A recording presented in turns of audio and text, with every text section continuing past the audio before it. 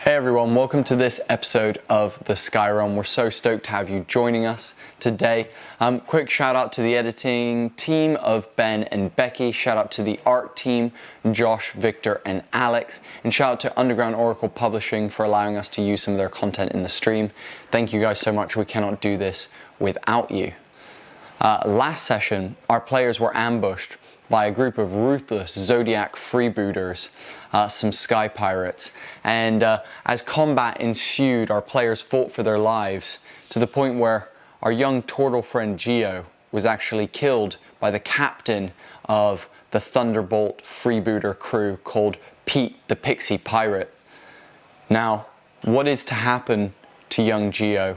Will he survive at all?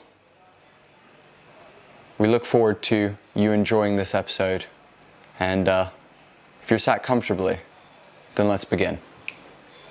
As he basically summons a ball of lightning in his hand, throws it in the air. As it goes up in the air, it arcs, and as it goes through the air, it grows bigger and bigger until it strikes the ship and lets out a blast of lightning outwards. I believe that's Geo dead. That's Geo dead. I believe that's Geo fully dead. Oh, shit.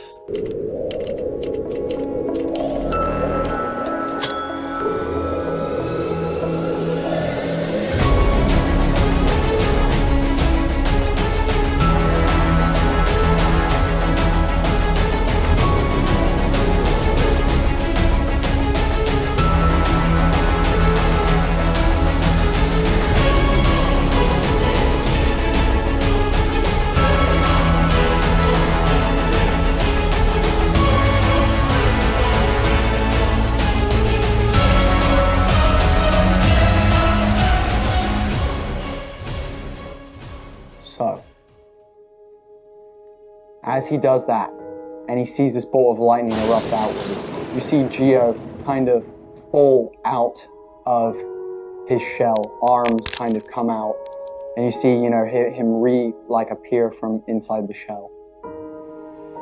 Geo, as your mind was already unconscious, but you were living in that kind of purgatory unconscious state, you hear a voice speak to you as you feel yourself drifting away from your body. You hear a voice that you only heard when you were very, very little. You know it to be Uncle Ace. And he says to you, "It's okay. It's okay. Don't be afraid. I'm here for you. Don't worry about it. I've got you." As your mind drifts away from your body and away from the ships and away from this whole situation, you feel yourself moving through space and time and kind of drifting ethereally as you do, until your mind lands in a plane that you do not really know too well. Here it's very flat. There's you can see like a couple of little thatched houses off in the distance. It's deathly quiet though.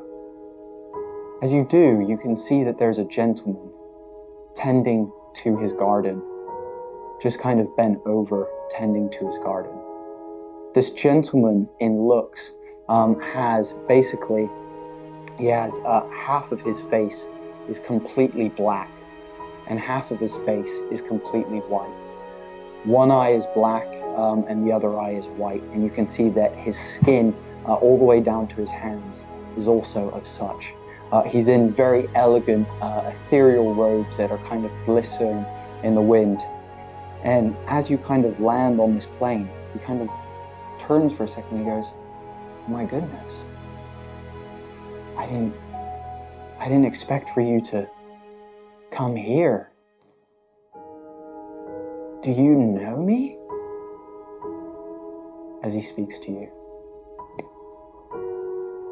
All of a sudden, Geo sort of finds his voice and is not stuttering.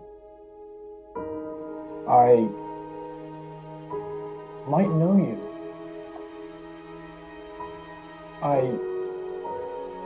believe I've read about you. No one has come here for a very long time. I'm shocked that you're here with me, and I've been trapped here for so long. I've been trying to get back. I've known that things have been a mess, from afar, and I've been trying to get back. I've been contacting you. I'm not sure if you know that. Been trying to speak to you, when you sleep. And he reaches a hand forward, the arm that is black, and he says, "My name is Zach. Zach Gladius." Zach Gladius. Yeah, that's The me. famous Zach Gladius. Yeah, well, at this point, famous in this world is not a thing. I'm nobody here, as you are now nobody here as well. It worked. I saw you. More people saw you. It worked? I got through? I knew it. I knew I still had the power to break through. Now, what be the situation? I know things have been bad, because they must have been since I left, but what's going on? Tell me, what is the state of everything at the moment? Is it as bad as I imagined? Have the daimyo ceased control? The Imperials are controlling everything. They're reducing water on different parts of the Sky Realm.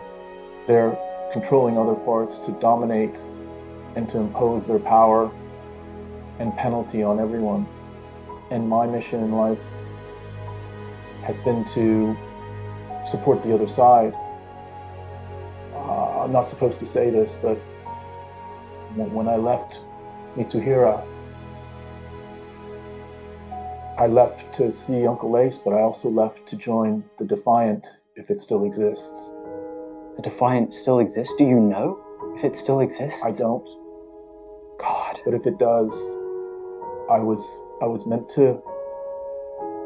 Yeah, I didn't get there. It sounds worse than I could have ever imagined. What's happened with the 40 stone? The second one, I got rid of it. It's gone, right? I only know of the first 40 stone that you created through the history books. The second 40 stone, I'm assuming the dream that you showed us, and that jewel that was next to you in the dream, was the second 40 stone. All I know is that when we were piloting that ship and turning around, we released and we cast something that caused a huge explosion. And at that point, there was a shortage of everything in the Sky Realm for a moment. At least that's what was told to us, and that's what we experienced. There was a blackout. I don't know what happened to the stone. I banished it. That's what you saw. I was concerned because only recently my powers waned and I wasn't able to maintain my control of that banishment. Didn't know if you knew anything more, but this is bad. This is very bad, and the fact that you're here with me means that there's one less good person out there fighting for those who really, really need it. Can I send a message to my family? My dear boy, we can try. We can try. But, my powers are waning, and, as I maintain more time here, it seems like I'm not able to do as much as I could. And for a second, he looks at you. He goes, "You remind me of myself," and he steps forward. He goes, "Do you mind if I just..." And he goes to grab your hand a very similar way that Evis did so as well. And as he places both hands around yours, he takes a second. As he breathes in, all the air around you seems to rush towards his body and pull him closer and closer. As he breathes out, you feel peace, calm. The same mentality that your people have of those who need us, no matter where they are and who they are, will receive that help. He lets go with a tad of surprise and he goes, "You are true neutral. I've never met another like myself. You don't know yet, but what you have in you is more than anyone could ever control. You don't know this, but you're incredible, young Geo. You have so much within you, and all at the same time, nothing at all. That emptiness is what will allow you to do great things. Right, I have an idea. This might just work, and it's gonna be crazy, but we need to do this together. With what you have told me, I believe that we might be able to get you back. If I use the last of my energy, and we use this neutrality of which you have, there's a chance you might be able to channel like I. We might be able to get you back. So, give me 1 second. Do you mind just taking this stance like I do? Spread your feet wide. Place your hands at your side. As you do, follow my movements. He begins slowly performing a movement, and as he does, you can see the white hand turns and suddenly an orb of light appears in his hand. Geo, as you begin to turn and move your hand, a smaller orb of light appears in yours, and you have never done this kind of arcane magic before in your life. As he then spins the other hand and steps even deeper into the squat, a dark orb of energy appears in your other hand. He pushes them sideways and then pushes them together. As they do, you feel the crackling and power of the two magnets are pushing against each other like they're not meant to be combined. And then suddenly the orbs form into one, a gray that emits light and darkness all at the same time. Geo, it's magnificent. You've never seen magic like this in your life before. He looks at you and he goes, "Now, I am going to center my energy in you. From there, you must copy the words that I say."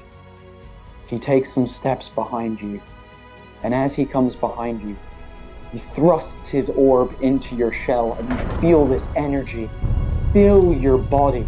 It is both good, bad, light, dark. It is both evil and happiness. It is all the emotions of the spectrum in one. And as you feel it, it is hot and it is cold all at the same time. And you can feel your body struggling to deal with this amount of energy. As he does, and he places his hands on their back, he goes, "Right now, boy, I'm giving you everything I've got. You have to go back and you have to find the stone. You have to save the people. Now say this after me.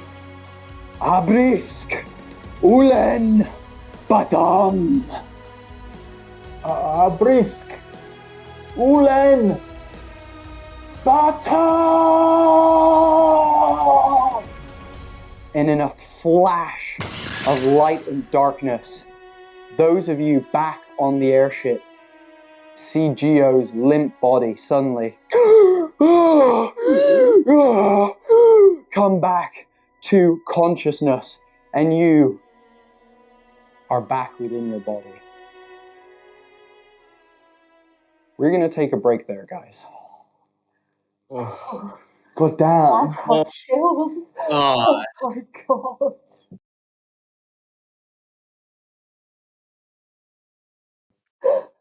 I can't. I was thinking Yeah. when Amber comes back and Geo's dead, I was like, Like, oh I my was god. like, I can't, Oh, dude. God. I can't. Like, there's no way Toad couldn't deal with it. Like, You like, Toad's- like, oh, I've got healing. I'm Like, good, heal like, wounds what can in. I do? What can I do? I'm like, oh my god. I was like, oh. I thought I had revived. I planned my stuff. I should. Next level. How much is that? Nothing. Because we were in fucking one-man land. Oh man, that was holy shit, guys! Like, My That was really God. I can't even. Like my eyes kept watering. I was like, no, like maybe like, oh my god, dude, like I can't. I am like emotionally wrung out right now. I need some food. Yeah, I'm getting a headache. We can't lose. Literally, all I'm doing as a player, I'm like, we cannot lose Gio. We cannot lose Gio. Like I was like, he's like so pivotal.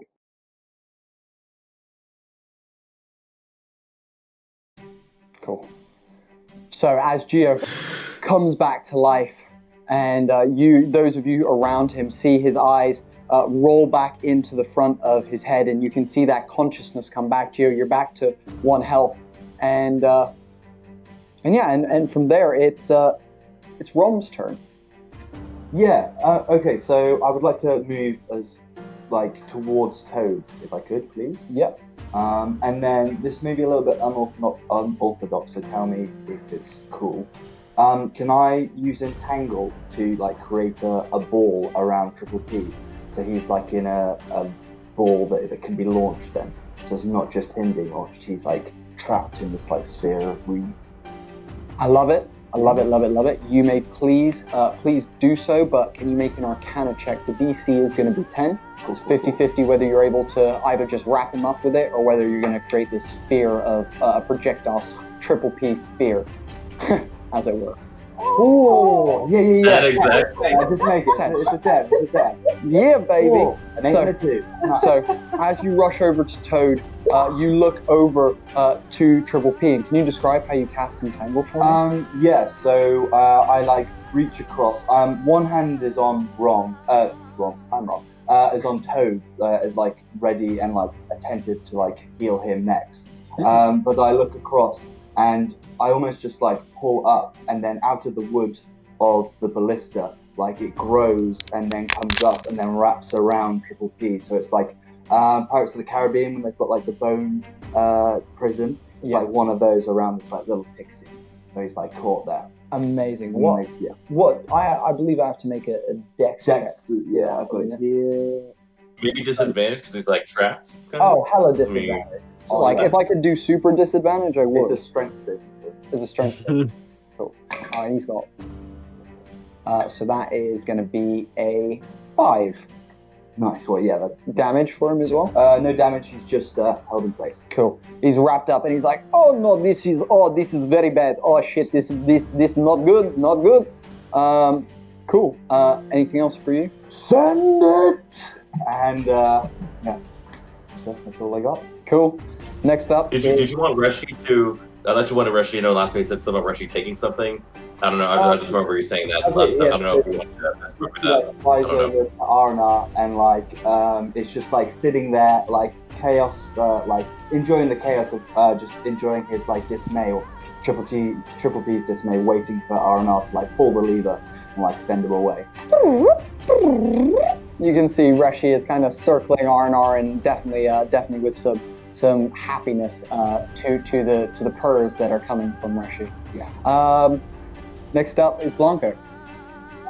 Blanco was stood with Gio at the time, and he sees everything that goes on with Gio, and he has become to love this turtle. Like he, is about pack mentality, and he was really deeply affected, and he sees his eyes come back, and he's like, mi amigo, are you okay? Está bien?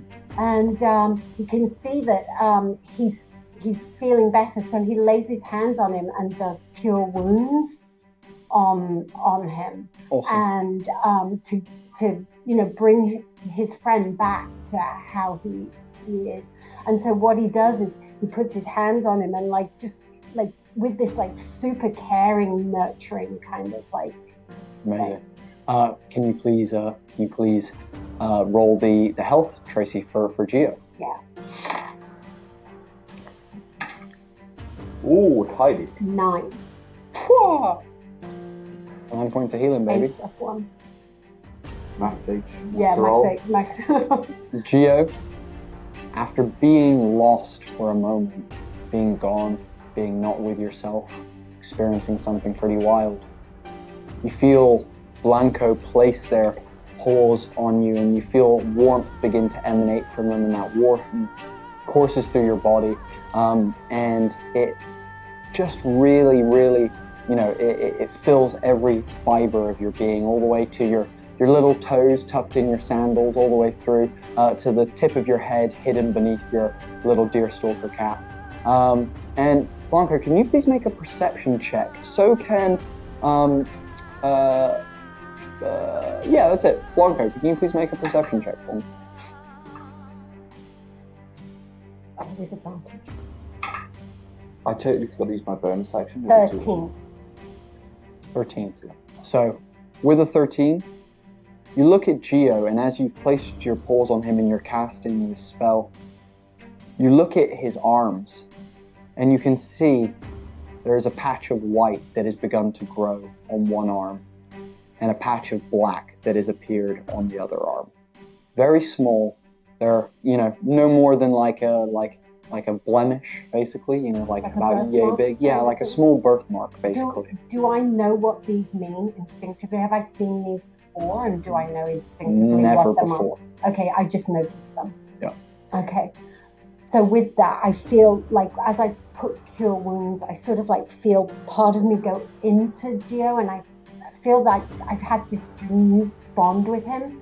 But my attention then, I look over at Pete, Pirate Pete, and my attention turns over there, and I go, I will return. And I take my movement, and I have a ready action. Nice. I take my rapier, and I stick it under Pirate Pete's throat. So should there be a misfire, should there be anything that stops the launch, that I will then, my rapier shall wield damage. Amazing. Cool. Ha ha! You have not escaped from us all. Prepare to fly.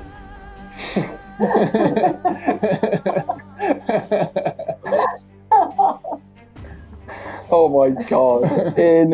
Incredible. Amazing. And that passes to Arnar. Arnar, you may take a D12's worth of inspiration for your incredible actions during this combat. Exceptionally well done, Luigi. Absolutely nailing it. So creative. It's your turn. Okay. Arnar is at 4 hit points, so he looks kind of, I think, like his skin's kind of bubbling a bit. And Arnar, as we all know, typically doesn't get angry. He doesn't like to show a lot of emotion, but right now he's clearly just furious. And he leans in towards Triple P and he says very quietly, "When you hit the ground, I hope it hurts." And then he pulls the lever back to launch him into the abyss. I assume you're angling it downwards towards the. Yeah, I'm spiking this. I'm spiking this guy into the crust of the planet. So, how would you like to do this? Or, as I say, describe that shit to me. But with that, know that he will enter the clouds, and once in the clouds, we don't know what goes on from there. Right. I think what Arnar does is he hicks the ballista so it angles directly downwards, and then pulls the lever with his other hand and says, "See you in hell." Amazing. So as the projectile locks, you see the rope, as the lever pulls away, the rope locks onto the back of the entangled ball. It slides forward and launches him downwards. You hear as he goes, "Zodiac will remember!" And with that, we are no longer in combat. You guys defeated the Thunderbolt crew. And as you guys as the dust kind of settles, you all kind of look around. You can see that Toad is limp unconscious on the bridge. You can see a portion of the bridge is still charred and a little bit burning, like hot embers from where the ball of fire was. You can see the place in which where the lightning bolt that Triple P threw in his last action has completely made a hole in the deck of the Gladius and is shattered through the first deck, and you can see into the below deck. You can see Evis still, though conscious at this point, is not acting as usual. They are struggling to come back round. Their body seems to be locked up, and they can't seem to recover from whatever they were hit with. Ulfer stands after casting his spell and is exhausted as well. It's over to you guys. Go for it. I'd like to kneel down. I'm running Toad. Yeah, just boot Toad with a cure wounds. Amazing. I'll give him a 2nd level. Oh, 2nd level cure wounds. Hell yeah. 9 HP. I'll take it. Yeah. I pick up Toad. Toad. I'm gonna hold him like a little sandwich. Toad, are you all right? Whoa, hold on a second. The world is kind of. I'm gonna look around for Geo, like the nightmare or dream is where's Geo? Is Geo okay? He's all right. You just need to rest. I'm fine. I need to. Okay. Just. Are you okay? That you look. I'm looking at. How do you put me in? Arnar was hit by lightning. As well. What else did a ton of damage to him? That Cutlass Fury, I think. Yeah. So he's looking very scraped up at the moment and covered in blisters, probably. But his eyes are alight with this emotion that I don't know you can pinpoint. Maybe I think knowing you so well, I feel like our bond, since I know you so well, that I think I would just like if I just looked at you, I feel like Toad would kind of get it. Yeah. I mean, it's gonna be up to you, Bodhi, but I feel like Toad would kind of just being like, sure. It's this new kind of, it's a defensive look. Like he's had it before. If you've ever gotten hurt in our past adventures, which I don't know, maybe. Yeah. Probably. But it looks like a wildfire compared to a campfire. Like now that he has so many more people he cares about, he's very clearly in this emotional state of needing to protect them. Like, hey, it's. So I'm gonna just look. I'm just gonna look and be like with just like because I imagine you're holding me so kind of on my back on the wings, so it's gonna like reach up like a small toad hand, like kind of just rest it like gently on the face, like hey, it's okay, it's okay. Arnar kind of nods and then like lets Toad go. Ron's just kind of awkwardly, or not awkwardly, he's just watching this this transaction of like feelings between the two, and then like folks, what happened to Geo? I was kind of hiding over by the catapult. I was kind of out of it, so I don't either. Thank you, Rom. Thank you for the like. I didn't say it, but I think twice. I think. I have a massive headache. I think you brought me back twice. I think somebody healed me, but thank you. I my pleasure. I'm just helping out the team, and I'm glad that made you happy. So whatever I can do, buddy. I'll do the same. I can.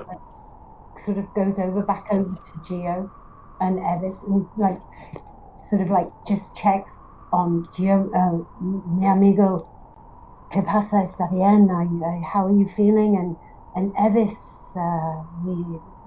I'm trying to see what I can do, and I hold her head. You can see Evis is locked up, and you can see they're like almost twitching and like convulsing in like pain, almost like. I look at Gia and I go, I know you are not so well, but do you know what there is possibly we can do for them?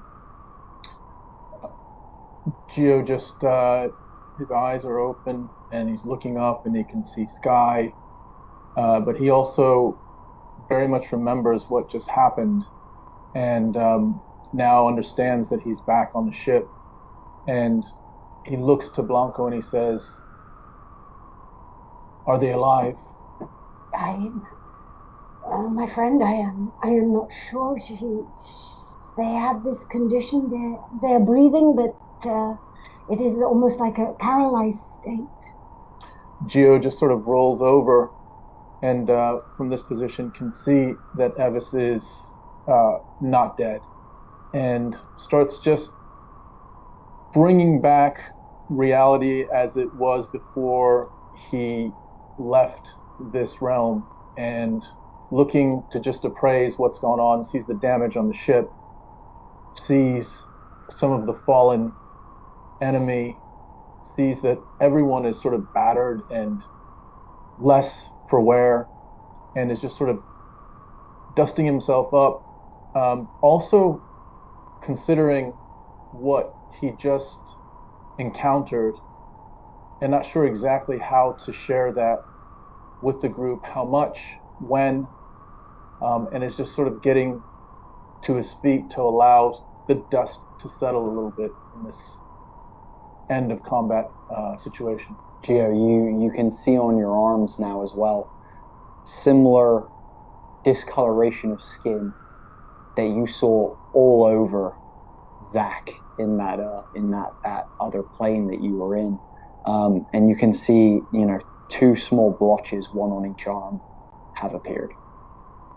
And in that moment, Geo, just a moment before, was not sure whether he was in a dream, whether he was knocked unconscious, and that's what happens when you get knocked unconscious. But now it's starting to connect up that what he did see in that interaction may have had some reality to it, may have had some authenticity to it that wasn't dreamlike. And he just rubs the white bit to see if it will scratch off, just in case it might just be a smear or some battle residue, and tries to do it on the other side. And both of them are permanent. And he just goes quiet for a moment and understands the impact of what he may have just heard, and the significance not just to this small encounter, but possibly to much, much, much larger considerations, and how he and perhaps this group are involved in a much bigger danger, situation, adventure in the entire sky realm. Does Blanco notice that I know he's got the 2, do I notice that he rubs them? Yeah, you're right there. Yeah. Okay. My friend, I notice you have some new markings. This is not usual when someone goes just unconscious. Are you okay? I think I'm okay. I know I'm okay. I need to share something, but I want to make sure that everyone else is okay, and especially Evis. And Toad looks like, well, everyone, look at R&R. Look at the burn on Rom. Let's all assess we're good. I respect that, Geo, but I feel like we need to get out of here. Well, there could be other ships with these pirates. Geo's just kind of getting his balance again and saying, at this moment, Ulfer kind of takes his hands from his knees and he's like, "Whew, well, that was a freebooter attack as if ever Jesus Christ. Well, that was quite unexpected. They had us there with that whole Imperial gambit that they had there at the beginning. Very clever. Got me right on the old, my fucking head. Ow, there's a lump there. Ow. Touching that now is, and as he turns, he can see Evis on the ground, and he's like, oh no. Oh shit. Okay, get them below deck. Let's put them in a hammock, possibly, and see if we can. Will this ship fly? Oh, he looks around at the deck. He's like, oh fuck, my ship, my poor baby Gladius. Oh, I've looked after you for so long. Let's tow it. I'm gonna do so. Toad's going to. I'm going to do two things really quickly. First, I want to just use my last celestial rain. So I'm gonna play quickly do a sad song again over Evis. Something more along the lines of maybe like a classical kind of Alia song, something like that. Because I know that Sushi follows something like that. So I'm gonna cast that. And also they're gonna hear Toad sound like a bird. Is what happened to that? He was riding a bird. What happened to that creature? Is a bird still around? Because I'm using speak with animals after that because I want to. Amazing. You can still see that the parrot of Triple P is sat on. You can see, so if you're looking at the Thunderbolt, the main deck has then raised platforms that go up on either end of it. And the one on the right towards the back of the ship near the giant fan has, and you can see the helm. An open helm, no wheelhouse there. Basically, you can see the steering wheel, basically, and the parrot is perched on there. And first of all, I'll deal with the celestial rain. As it begins to rain down upon Evis, Blanco, and Ulfer, they all receive healing. Geo, roll that. yeah, you can walk into it for sure. Rom gets in there as well. Arna, are you joining them? Yeah, I would like. Yeah. well, hold on. Is it only for good aligned? Well, no, it's for any. You have to have any. For if you're neutral, you'll get nothing. If you're any kind of good, if you're any kind of good, you'll get something. I am neutral. I don't think I'm gonna get anything from that. But it'll still feel good though. I mean, still feel like it'll still feel nice. Yeah. And so. It's for the last time because I'm kind of tired. So last time, like you see like a smaller swirl in the sky kind of break open. Like it's daytime, right? It's still like day. Yeah. And so like it kind of breaks open again, like it's a little bit smaller because like I'm playing my heart out into the song and blowing into the harmonica. It's kind of slow, like a slow moving, slow motion. Golden rain comes down. So it's like slow motion as it drips over you guys. So just so you know, it was you guys had this battle pretty much throughout most of the latter end of the evening. As then the sun rose while you were in battle, and kind of you guys have hit probably about like 8-9 o'clock in the morning at this point. That's what the time is for you guys. As the rain comes down, it heals Evis, all these people. Geo, the rain does not affect you. It hits your skin and does not absorb it. It simply rolls down and beads off of your skin. And does not affect you. The same thing happens to R&R as well. Then that's 4 HP. 4 HP for each of you guys. Awesome.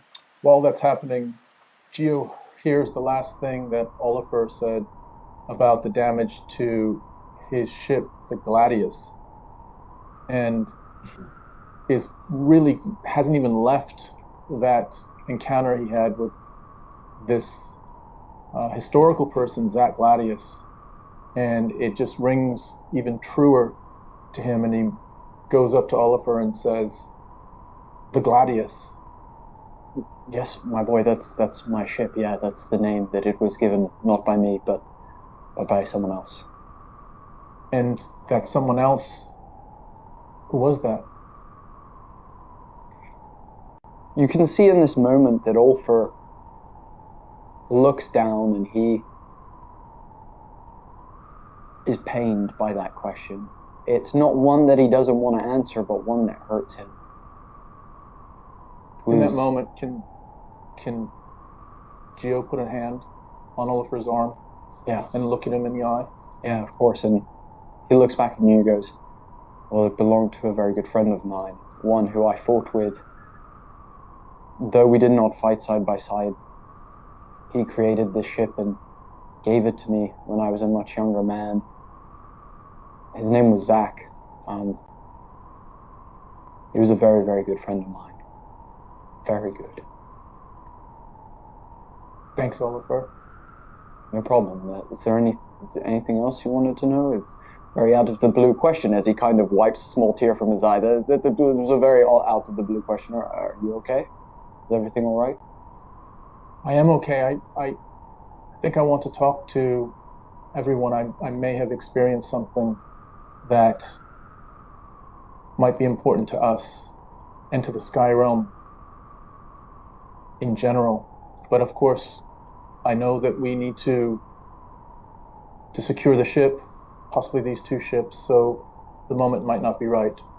But I At this moment, you're interrupted by Evis on the ground,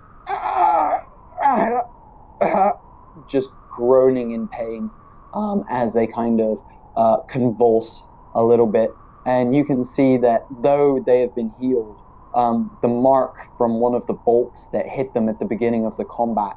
I'm not sure if you guys have ever seen like what they call lightning tattoos, but when someone gets struck by lightning, they have this kind of like almost tree effect that have grown. And at this now you can see going from like their chest area, below their chest wrap that they wear, kind of has got a scorch mark here, and then kind of it bridges up their neck and over their shoulder, and continues as they convulse on the ground. And Orpha goes, "My boy, I think we would all love to hear this, but let's get Evis below deck. And I know I know a family in the People's Republic that are exceptional with healing both magical and non-magical things.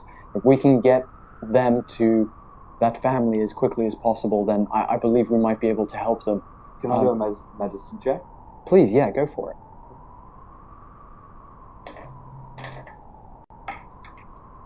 Oh, yeah.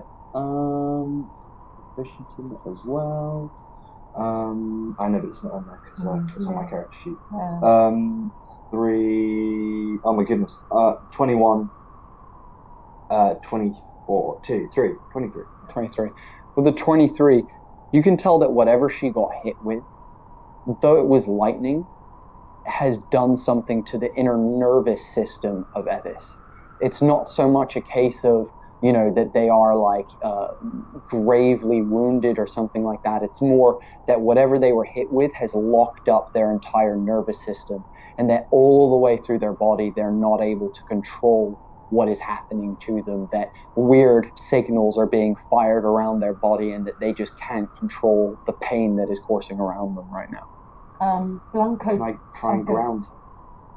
Like, yeah, so you see how, like, when you're making a PC or something, you like ground yourself, so like no shocks or currents. Can I like try and get the electricity out of her by like grounding her? Yeah, of course, yeah, definitely. I don't know how I'm going to do that. I need metal, which I don't really have. You do have metal within you. You have pieces of metal within you. Okay, yeah, so just like a stick, I guess. Oh yeah, I'll just get I'll snap a stick off of me, and then I will put it to like the base of her neck, and then to something like metal around the edges, like the ship. So yeah, so then there's like a current being grounded. Awesome. As you do, you can see that though they still continue to be locked up, they seem to relax a little bit more. They seem to no longer be in pain, though you can see that their body is still like almost twisted and mangled in ways that, you know, definitely doesn't look comfortable to be in, but they're definitely not in pain anymore. You can see they let out like as, you know, the pain kind of leaves the body a little bit. Blanco goes over and scoops up Evis in their arms, and is like, "I think it is very important that we find them a place to be more comfortable while they are suffering through this, it feels like twitching and paralysis.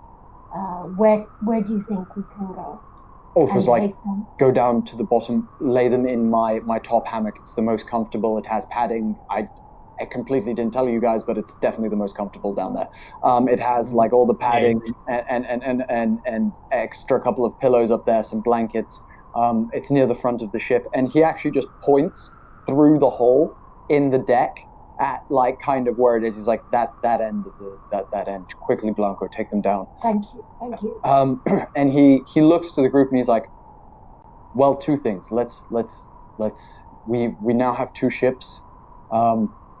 First of all, I mean, the water runners are always in need of more ships. You know, we are small within resources, so this victory is one that can definitely aid the cause, not just this moment. If you guys are happy for me to do so, I'm going to I don't know how we do. I like the idea of towing the Gladius. It seems to be in a bit of disrepair at the moment. Maybe we tow the Gladius and I will just get us moving at least so we're heading towards the People's Republic. Well, what do you guys say? I'm over there, I think, right? I think I flew over. We're some over, yeah. 100%. Should we investigate the other ship just to make sure that what we think is clear? Someone say investigate? He's got the best. I know a guy. Geo reaches into a shell and pulls out his business card and says, "Yes, I did," and then puts it back in and starts walking toward Arnar. Amazing. I'm just going to quickly cut over to Toad. You can't speak with animals. What do you say to this parrot that is currently sat on the helm of the Thunderbolt Sky Zephyr? Hello, friend. I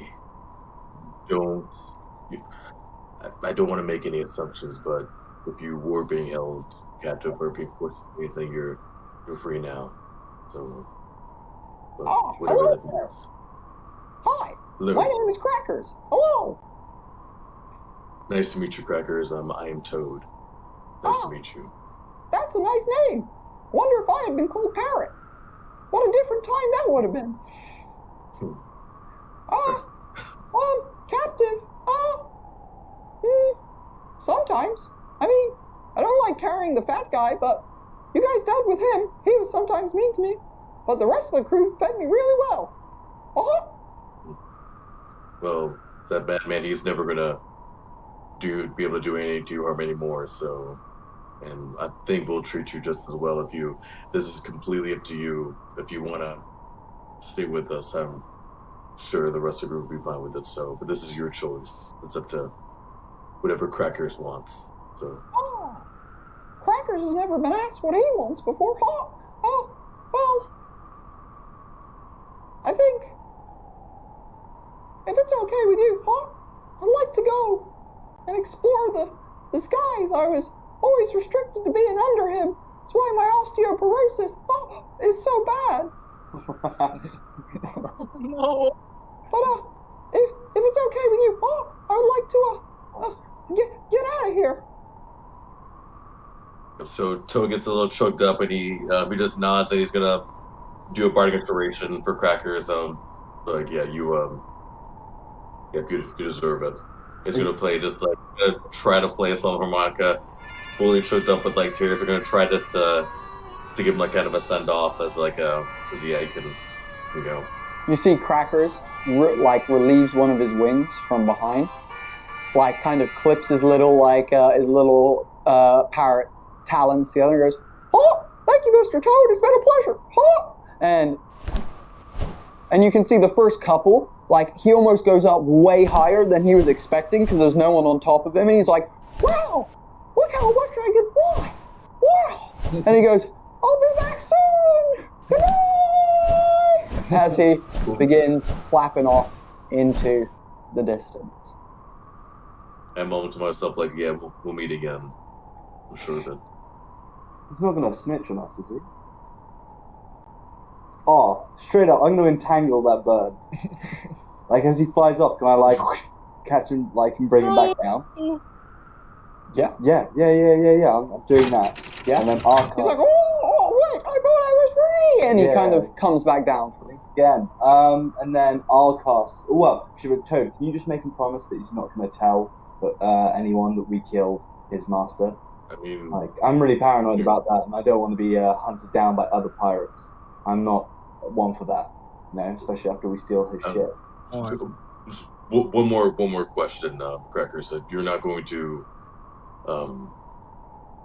maybe give us away to anybody. You're not going to alert somebody of what's happened.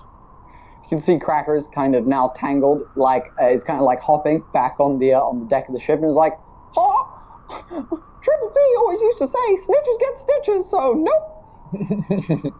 Insight. Go for it. You can make an insight check. I'll do insight as well, I guess. So. Yeah, please do insight as well.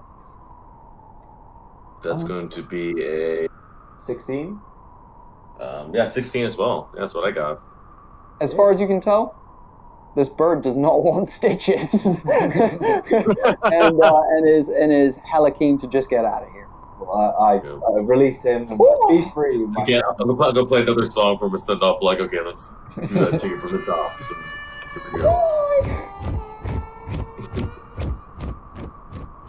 And he disappears off.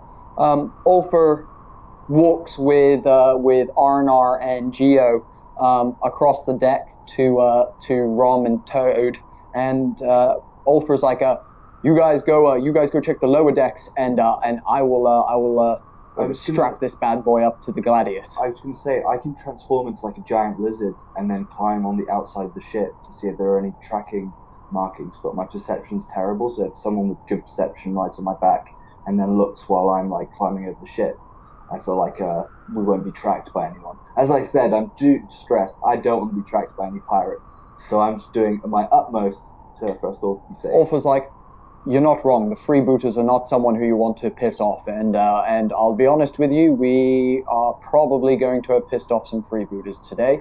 So that's not a bad idea, Rom. Toad, do you maybe wish to go with Rom and check the outside of the ship, and maybe Geo and Arnar, you can go check the lower decks, while I get the bridge raised and we strap this bad boy up to the Gladius and we start making our way. Of course, yeah, that'd be. Yeah. Okay. As Arnar and I are making our way into other parts of the ship, I just turn to Arnar and I say, Olafur has mentioned the freebooters a couple times, and I thought I heard the last thing that the little pirate pixie said was something about Zodiac.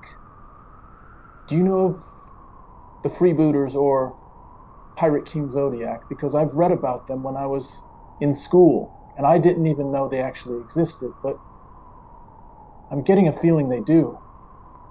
Can I make a check, Yes. perhaps? Yes, please do. You can do it with advantage, just because during your time at university, you were an inquisitive mother trucker. You were trying to learn as much about things as you possibly could. 16. 16, awesome. So with a 16, you definitely know of the freebooters. With a 16, as far as you guys know, this is what's up. For Arnar, this is what you know. While the Imperials have been growing in number and amassing territory, as well as also restricting trade routes and creating their own trade routes and all this, you've known that there are other entities in the sky that do exist, and one of which is pretty known about as, it's known that if you fly at meridian level, or if you fly down in the Grey Tempest zone, there's often freebooters that may come in and bother you guys. Like that's something that people do deal with, and it's something that, almost like highwaymen, they will prey on ships they feel are, smaller, not as capable of, handling combat and things like that. In recent years, the numbers of the freebooters are said to have grown, but no one truly knows, because the island that they live on is, I guess, known as a secret island. You don't know the location unless you know the location, is pretty much how it goes. Unless you've been there, you don't know where it is. And so people don't really know the numbers of the freebooters. Now, the final thing that you know is, though they are called the freebooters, the truth of their full name is the Zodiac Freebooters is their full name. It's said that they are run by a ruthless drow king called Pirate King Zodiac. And that's what you know about the freebooters.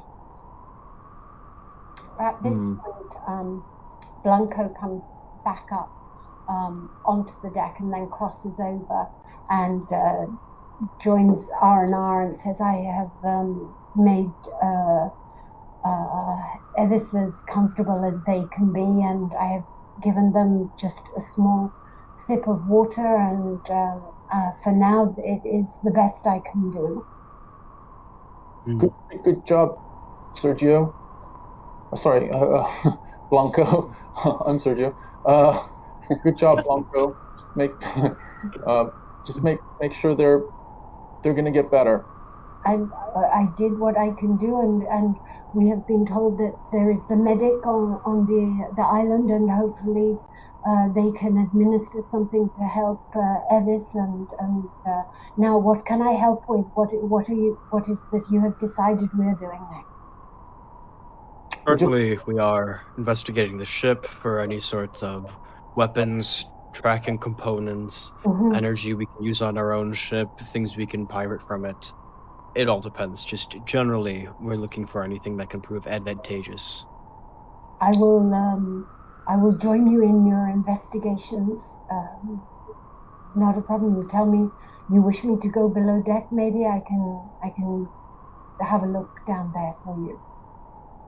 I can check out below deck if that is okay with everyone. So, as R&R and Geo make their way down into the lower deck, and I assume, Blanca, are you following them, or are you going to go up to Ulfred? No, they're going down, so I'm staying, just sort of like scouting around everything that is on the main deck, just checking, like the weaponry and, what I can see there, the wheel and everything like that. We'll come back to that in a minute. For those of you on Shard still, you can see the lower deck of the Thunderbolt at the moment, the first lower deck of the Thunderbolt. As you come down, you can hear the whir of the engine room towards the back of the ship. You can also smell the classic smoke that comes from ceruleanite power gems, powering fans and filling balloons and things like that. However, down here, you find yourself in a small area at the front, basically, that has what I would call is like the mess room. There's like a kitchenette area basically over to the right. There's like a small picnic table where people can sit, and you can see that in the corner there's some cupboards and some bits and bobs. Just past that, you can see that there's another staircase that leads down to another floor, another deck below it, basically. Over to you guys. You two, go ahead. Investigation, suppose? Yeah, go for it. Gio, you investigating? Sure. I've got my I'm just following R&R's lead on this, and I see sorry. R&R has his notebook out, so I pull my notebook out as well, and I'm just sort of mimicking R&R, looking for things in a I'm trying to raise my eyebrow as well, but I haven't had as much practice as R&R, and but I'm sort of mirroring, looking for things, but actually not. As I'm looking more at R&R for guidance than actually trying to find things. Cool. You can do your check with disadvantage, and R&R, you can make yours normal. That's a 24. Wow. Yeah. Incredible. Gio, you're what you're doing at this moment, Gio, is you've never been an investigator, though you and Tag, used to play kind of like guards and robbers back in the day, and you used to kind of play like murder mystery kind of thing. So at this moment, you're trying to really learn. You're just spending this time taking in, and actually you're making notes of what R&R is doing so that you can remember, if they ask me to investigate something, I should check like this first. I should look through these kinds of things. I should do that kind of stuff. R&R pulls out his very small set of spectacles and places them on the edge of his nose, and pulls out his notebook. R&R, you also retrieve I believe your second best pen, as currently Rom has your first favorite pen. And as you kind of search around, you look in the kitchenette area, and you can find there's a large storage of crackers. Of a basic saltine crackers, that are simply there to have things put on. You do find a little cold box that has ice in it, basically, and in there you find a pot of hummus that is half eaten. You can see that there's a couple of bottles of rum that are stuffed in there, that are there's a white rum, a dark rum, a spiced rum, a couple different types of rum in there. You find in the cutlery drawer, there's a couple of normal sets of cutlery. There's, knives and forks, spoons, chopping knives. However, as you're kind of like searching around, you find that there's like a loose bit to the cutlery drawer, and as you pop it, it rotates over, and you can see that there's a hand crossbow strapped to the bottom of this loose bit of the cutlery drawer, with a couple of bolts there unloaded. As you continue to look around, you also find you find what I would call like a misplaced note, almost a scrawled note in handwriting, and it's written on black paper, which is something that is very curious to you. The paper is entirely black, and it's written in chalk. And on the black note it says, "Fury. It feels like since Zodiac felt that blast, everything has been a bit more chaotic. Though I have never loved you more." And that's what you find on the note. And that's all that you can find in this kind of kitchenette area, basically. We're in the heart. Hey, bad guys are people too. Yeah, no, I expected them to be if they had art names.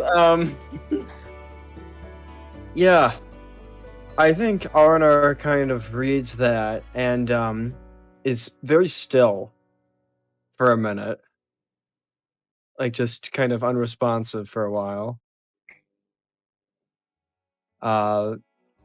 Before he begins to move downwards towards the bottom of the ship. So as you guys enter this lower area, you can see that there's a small room to your left, a little doorway to your left, and then it seems like a hallway kind of hooks around to the right and goes all the way to the end of the ship, with three or four doors basically spaced evenly apart, basically. 4 doors. Spaced evenly apart, not 3 or 4, 4. Arnar, should we be careful? Should I have my staff at the ready? It never could hurt, but we should tread carefully if there are 4 doors and we only eliminated 3 people. It's possible that something's lurking for us in one of these rooms. I'm feeling stronger. I could knock on the door and you could cover me. If you insist. Amazing. Which door are you knocking on first? I actually try to calculate. If I knock on the first door, are we more susceptible to some sort of counterattack if something comes out the last 2 doors? I look at all the doors. I'm not sure. I look to Arnar for direction, and then I start walking, still looking to Arnar and pointing to the first door and seeing if I can get some sort of read from Arnar on if that's the one we should go to. I'm hands off. Consider this a test. And so Geo moves towards the first door, looks to Arnar, thinks for a minute about maybe the last 20 minutes of his life. Or not so much life. And knows that he's more ready for these precarious situations than he's ever been, and continues to not have a stutter as he lightly taps on the door to hear anything, and then squeezes the handle to see if it's open. The first door, as you rotate the handle, rotates completely fine. It's open and unlocked, and as you knocked, you heard like a small, it didn't sound like there was a big room behind the door that you were knocking. It sounded quite small. It sounded like, you heard the sound like reverberate a little bit on the small area inside. And as you twist the handle, it is unlocked. At this point, Geo, remembering some of the adventure books he had read when he was a kid, tries to remember the hand signals of entering things without having to talk too loud. He's doing the, sort of. What are you doing? What is that? I think I cannot speak sign language. Okay, What? this one's clear. This one's clear. Why did you not say that outright? I don't... It's when you... Never mind. That one's good. Should we go to the next one? Did you open the door or did you leave it? Yeah, I opened it. I can see through the crack, but there's not anything. It's just a bathroom. There's a small like a basin where there's actually like a little water skin next to it, and on the other side you can see that there's just a small like dry latrine basically there. Oh, wait. One of these rooms is a bathroom. Oh, okay. Then we might be okay then. Hold on. As we proceed, Gio's getting more and more like strategic, almost like like SWAT team in his posture. So he's kind of leaning around the corner, kind of moving quickly, and just kind of looking to see if Arnar is giving him any kind of acknowledgement that he's doing it right. But he's kind of trying to torrential scurry to a position that's angled right to open this next door. And but Arnar is a blank sheet, so he's not getting the feedback that he wants right now. Continues not getting the feedback that he wants. So he feels the awkward silence in the downstairs area, and Arnar is not laughing. Sam is laughing, and decides that he's probably not doing it wrong. So proceeds to tap on that door as well with his little claw on his paw hand, and doesn't hear anything on that one either, and slowly squeezes the handle on this one as well and nudges it open. It is unlocked, and as you open the door, it opens to what looks like a bedroom. As you walk in, the obvious things to you are an immaculately made bed, a bed that is almost military made, folded sheets, perfect, not a crinkle inside. You can see on one of the walls that there is a rack of what looks like almost like monkey type weapons. There's like a bow staff. You can see that there's two like Electra kind of daggers. The daggers with the little like trident hooks on them, basically. You can see that there is a pair of nunchucks there. And on a desk of drawers that is in front of you, there seems to be what looks like some sort of needle and like ink pot device, basically on the side. Finally, leant up against the bed is a chalkboard with a pack of different colored chalks, basically. I think this one was the one. Remember the guy that had the chalk thing on? This is his room. I came to the same conclusion, yes. Yeah. Do you want me to keep leading for the next ones? Or do you want to switch and I'll cover you? We can switch. Okay. And Gio sort of backs out, but also gets in sort of a commando one knee down pose with the staff ready to swing, and looks to Arnar, but Arnar is still not giving him, well, actually is looking at him strangely and not knowing. He loses confidence a little bit and sort of eases himself back up to his feet. Arnar's kicking in the next door. Arnar walks a couple feet down, turns, and just the door swings open, hits the wall, and like kind of comes back a little bit, and then kind of remains open. Arnar, as you look into this room, you can see that there is like a rack of like clothes, basically to one side, and you can see that there's a few shorter skirts. There is like a couple of like waistcoats and blouses in there. You can see that on the desk of drawers is a whetstone for sharpening like blades, basically. And you can see that the bed is a fucking mess. The bed has not been made at all. It's a little bit more tatty kind of thing. And you can also see on the wall that there is almost like a tally scratched into the wall. by your count, you can see that there's about 25 tallies on the wall. Okay, I'm just going to say Fury's room, and then I'm moving to the next door, and I'm kicking it down as well. Amazing. As you kick this final door open, this one's almost empty. You can see that there is a desk of drawers, but all the drawers are open and pulled out, and nothing's in them. There is no extra items. There's no rack of clothes. There's no weapon rack. There's no ink in. There's nothing else. It's very plain. Seems to you, guest room.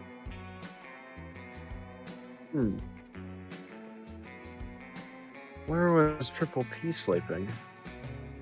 At that moment, we're going to cut back up to the main deck where we have Blanco, Rom, Ulfer, and Toad. And what we're going to have, Ulfer basically has gone across, gotten some rope basically, and he's lashed it onto the front of the Gladius.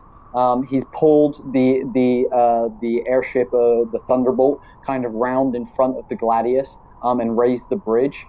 He's then basically tied it all on, hooked it together with some beautifully tied knots, I must add, proficiently tied knots, absolutely well done. And he basically it turns back around to see Toad, Blanco, and Rom, and he's like, okay, I'm going to get us going. Do you guys want to check? It seems like there's a room underneath the helm station and maybe another one under that raised platform under there. Do you guys want to go check those out while I get us going? I think I was stopping Rom, because I think Rom turned to a lizard, right? You wanted to look at the bottom, right? Outside. We can do that on the go later on if you want to go and investigate the priority of outdoors. I'm totally down to do whatever. Do you want to hold my back and I'll turn into a lizard? Up to you. Well, could you? Hop at your back. We're gonna be a small lizard, right? How big No, it's a large lizard? Giant riding lizard. Ooh. Yeah. It's a large creature. So I don't know what large is. 10 foot? Yeah, it's pretty big. Yeah. Yeah. So I could have 2 people or 1 person. It's up to you. If we want to do it later, I'm just. Ulfa goes, go for a quick rip around on the outside, both of you, and Blanco, can you go check those 2 rooms while I get us going? Cool. Sí, no pasa nada. I will go and check and see what there is there. Amazing. And you see Ulfer go back up to the helm, and he kind of takes a moment to almost ground himself, almost like a weird little ritual that he does as a pilot. See him kind of flex his shoulders and strokes the helm, then grips it tight, and he's like, right, let's do this, and slowly moves the accelerator into motion and begins kind of moving the ships in the direction in which you guys have been flying, with the Gladius in tow, Evis in the lower deck of the Gladius. Can Rom and Toad make investigation or perception checks as y'all make your way around the ship? I will. So before we go, wait, what's your favorite style of music? What do you like, Rom? What's Rom's tune? What would be history check? It's a history check. Okay. Give me a second.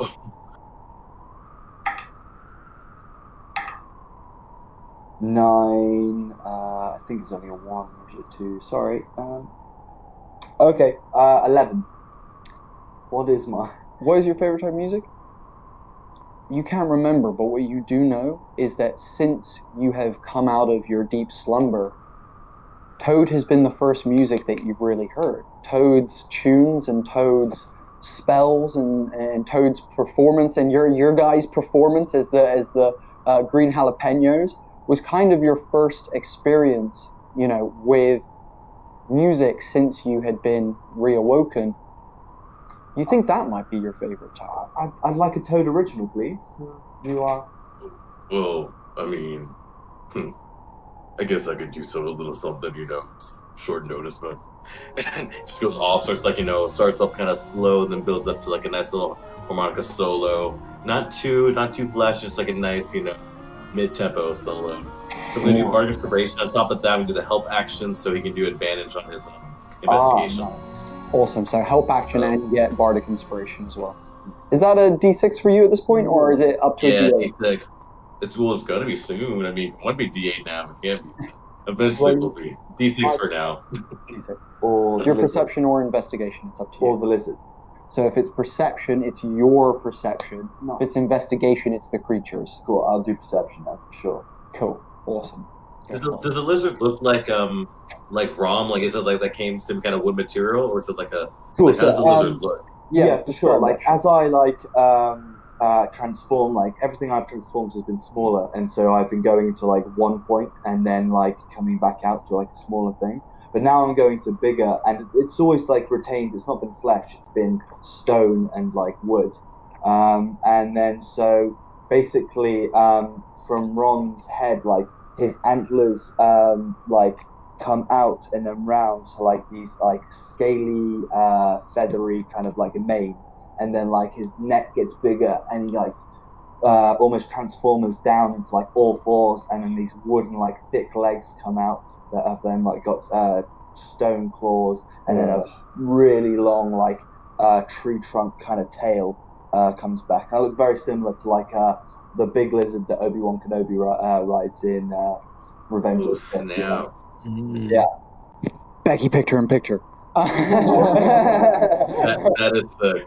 And That is Disney, sick. don't fucking hit us with copyright, Jesus.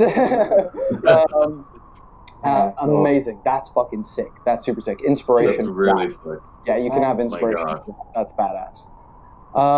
Cool. What was your perception check? And do you want to add your bardic? Do you want to add your new inspiration? It's up to you. I get a help action, so I get an advantage, right? Yep, you get it Yes. as well. So I roll terribly. And then I'll take the bardic. I'm going to listen to the sweet music. That's even worse. Okay, so with the bardic, is it a D10? D6. And then you've got my D8 of inspiration if you wish to use that as well. 10, 13, and then a D8. Yeah, I'm going to need it. Cheers. 6. 19. 19. Beautiful. Yeah. Thank you. I needed all of that. So, Rom, your paranoia paid off. As you kind of go round to the bottom of the ship where an airship would land if Sky Zephyrs ever did land, but they don't, but they just kind of hover in place when they dock. You find what I would describe as an arcane receiver. It's a stone with basically a rune on it. You can see that it is kind of pulsing like a green kind of light basically from the arcane runes. And it looks like it has been basically like screwed into the bottom of the ship basically. It's an arcane receiver, that's it. There you go. Cool. I would like to eat it. Sure. Yeah. Sure. Yeah. I'll at least I'll hold it in my mouth. That's what I kind of So meant you by that. go and rip it off? Rip it off. I got I'm big, so yeah. I'll and then clamber up to the deck and then spit it out in front of Blanco. Or yeah. Cool. We'll cut back to you guys in a minute. As you guys check the rest of the ship before you come back up. There's nothing else out of the norm that you would see on a Zephyr there. Wooden hull, some reinforced metal bits. You can tell that this ship has been well looked after. You can see that there is a standard kind of roping up to the upper balloon. There's 2 lower blimp balloons and a giant fan, omnidirectional fan at the back. And from what you can tell, just from skirting around it, you can tell that the ship probably isn't great at turning, but you can imagine in straight lines, this bad boy has some giddy up. It's pretty damn made to power forward in straight lines, basically. We're going to cut back to Blanco as these guys are doing their little investigation underneath and around the ship. Blanco, as Ulfur's kind of, moving the ships a little bit of a slower pace so that the Gladius doesn't get, ripped off, from behind and, continuing towards the People's Republic. What are you doing? Blanco sort of is using his keen sense of smell and sort of going down and sniffing out to see if there's anything that is an unusual smell that would give away anything, and his vision, checking the areas. And then, if he's coming across any items that can be opened or that's what he's sort of like looking around and just sort of like really getting down there and like really rooting around. As you get down, you can hear R&R bust open one of the doors that he did down on the lower deck, and you can hear one of the doors kind of be kicked open down below. As you're kind of sniffing around, the smell of parrot shit is pretty evident on the top deck here. As you're kind of looking around, you notice that there's a door underneath the helm station, so the helm kind of station is raised up. And at the front, there's also another raised platform at the front of the ship, and you can see that there's another door under there.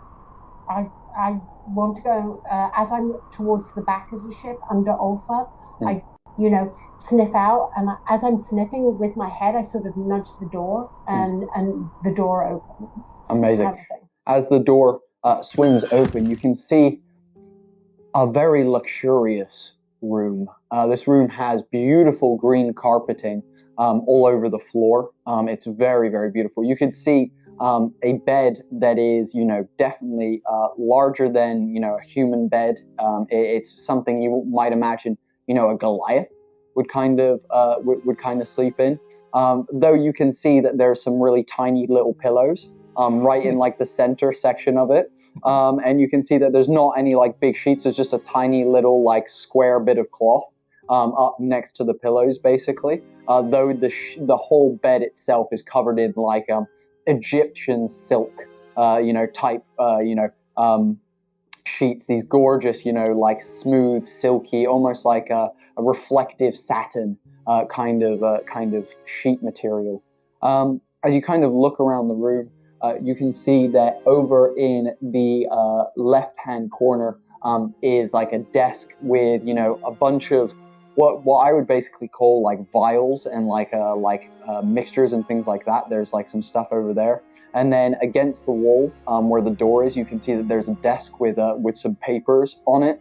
And then in the far right-hand corner, you can see a small latrine that is much smaller than the bed itself. Much, like made for a tiny creature, basically.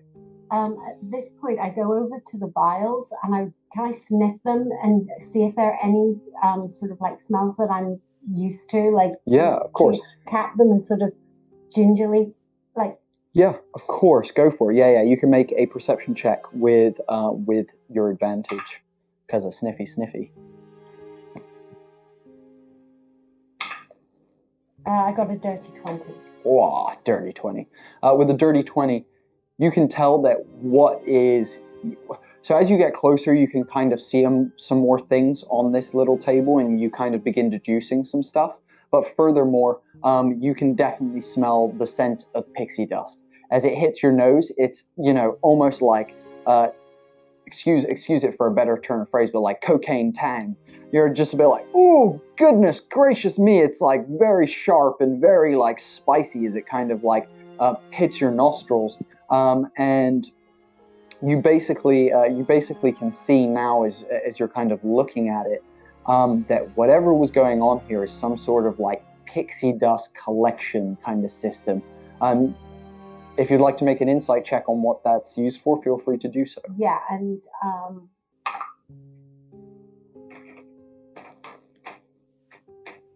14.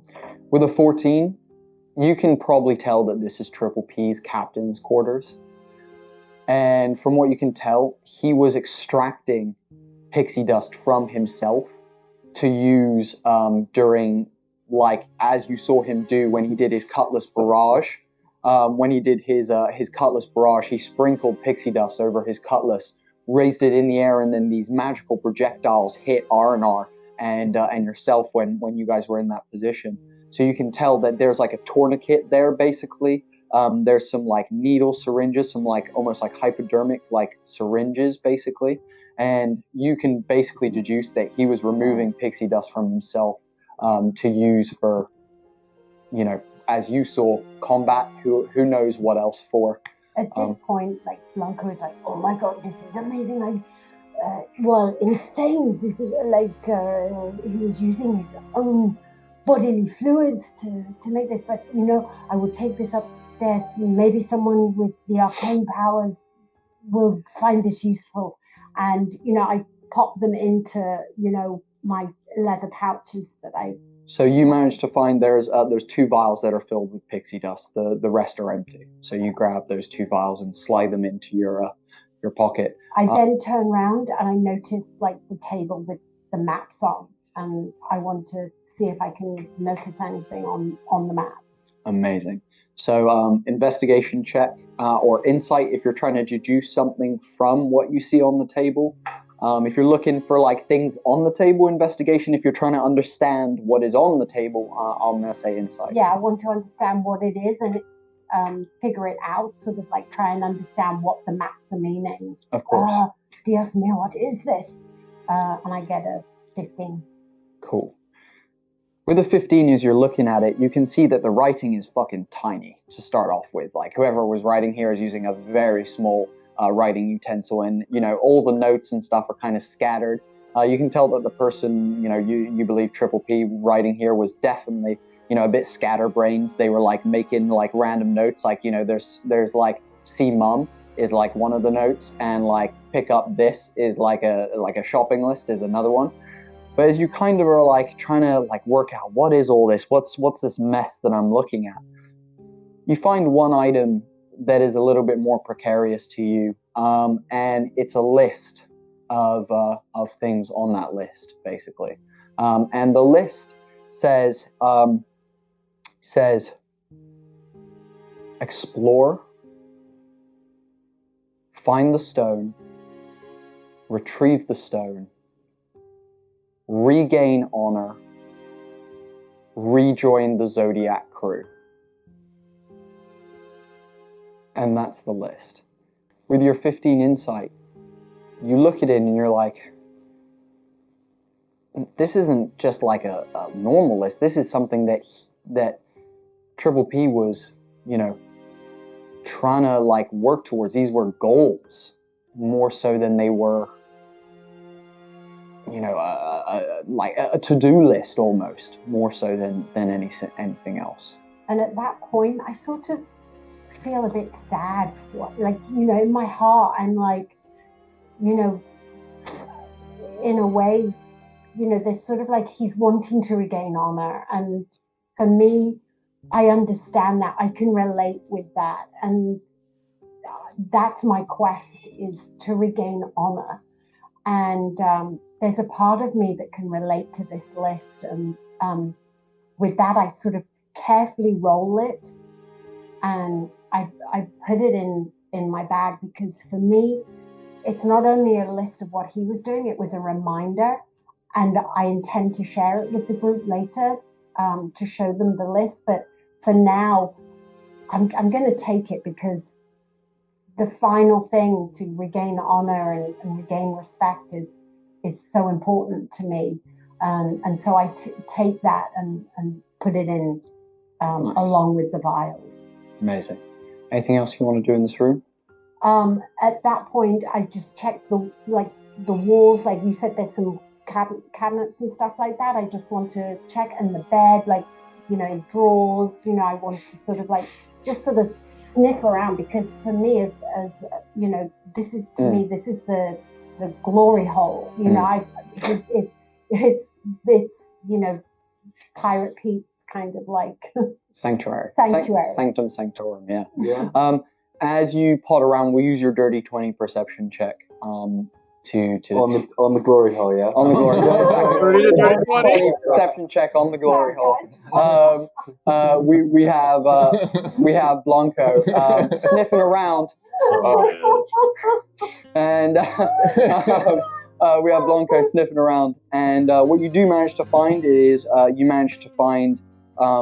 he has a small chest of drawers with, you can definitely tell pieces of outfit that he wears. There's a couple of different bandanas that have different paisley patterns and are different colors. You can see that there's a couple of long double-breasted coats, that are hung up. You definitely find some weird underwear that is definitely floral and some granny panty kind of stuff in his drawers. You also, as you kind of look under the bed, you pull out what is like a small box, about yay big, basically. And as you pull the box out, you open it, and you can see that there is a clear like slot there for what would have been some sort of weapon or something that, you know, would have fit in there. You can see that there's like a groove in like the velvet lining of it that looks like it would have maybe held some sort of weapon.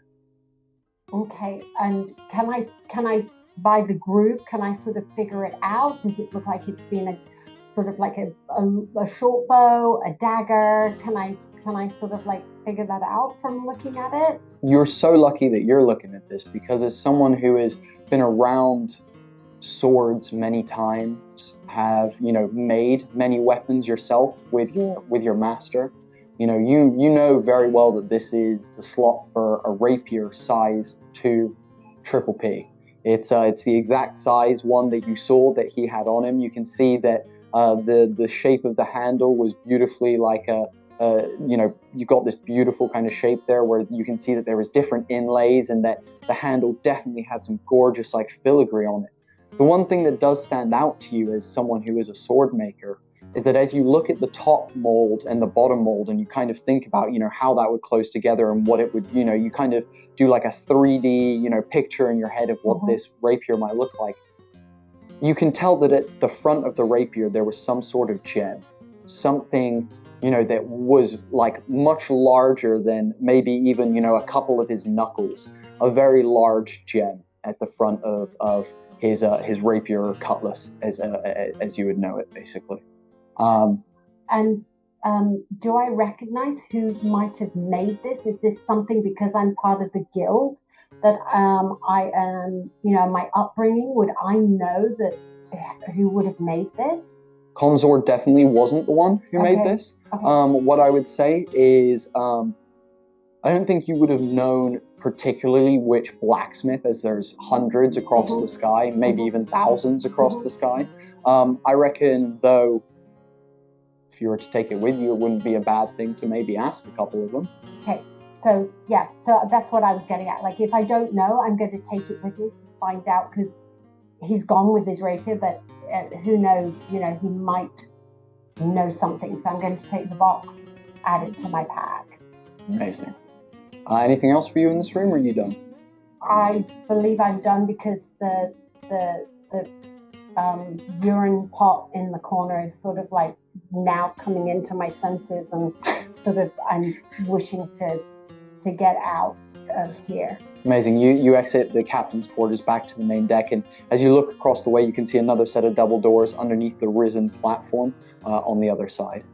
I go over there and I keenly listen first, just in case there's anything, and then sniff under the door and lean in, and I can't hear anything. I to begin with.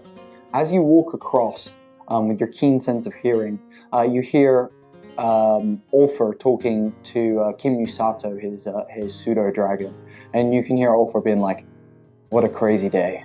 These guys are, you know, if they can handle the freebooters, we are truly in good hands as water runners. I am so glad that we found this group and that we've been able to, you know, connect with them. We made a good decision, Sato." And you hear like a little, like, from what you can tell, like a little connecting of flesh, like a little kind of like fist bump maybe, or something like that. And as you cross to the double doors, you open the double doors, and it's completely evident. You don't need to make any checks. If you want to go like searching through it, you're welcome to do so, and we can make some checks. But as you look at it, you can see that this is the like storage room. You can see they've got, by storage I mean like artillery storage. So there is a bunch of like harpoons stacked up, like loads of harpoon bolts, like stacked up on one side. You've got a bunch of things like that, and you've got like some what I would call cast iron ball bearings that are typically used on the catapults of Sky Zephyrs, kind of tucked in one corner. So you have basically where they're keeping their ammunition is in this front room, basically. Okay. Can I just do an investigation check to see if that rapier I mean, because I know did he have it on him? Yeah. Oh, he did. Yeah. Okay, so he's being launched with that. Yeah, I'll just do an investigation check just to sort of like have a look around. Cool, go for it. Make an investigation check.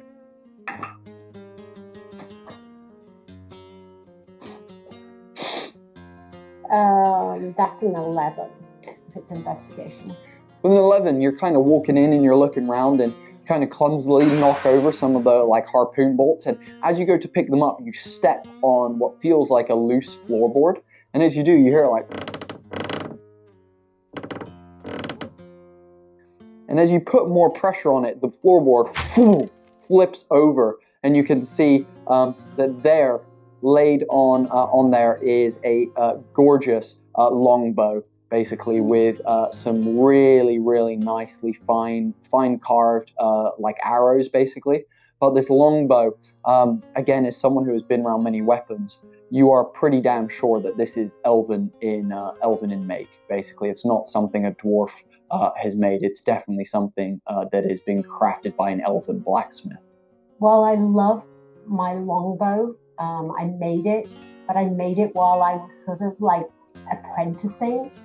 I put my longbow down and take the new longbow and the arrows and affix my longbow where it was, and I now have the new longbow. Amazing. You may add, well, I'll help you add it because I know you need help, but you may add a +1 longbow to your inventory. Yeah. Ooh. Dang. Yeah, you got a +1 longbow. Nicely found. Coincidence, actually, just fumbling around. And that's pretty much all that you find in this room. Just more ammunition as you look around. And at this point, I'm sort of like buzzed. I'm feeling like I've done a good thing with Ulf. I've heard him talking. Like I'm feeling sort of like quite, proud of what we're doing. But I also want to get back to the group and show them the pixie dust and tell them what I've discovered down in below deck as well.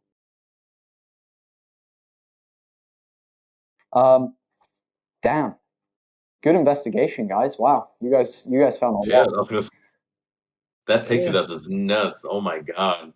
That's hardcore. Yeah. Hey. That's why Triple P has a gnarly history, man. That guy has been through some shit.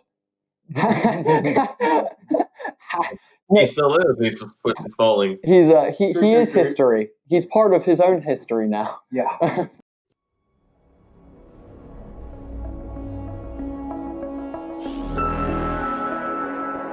Thank you so much for watching this episode of the Sky Realm. We really, really hope you enjoyed.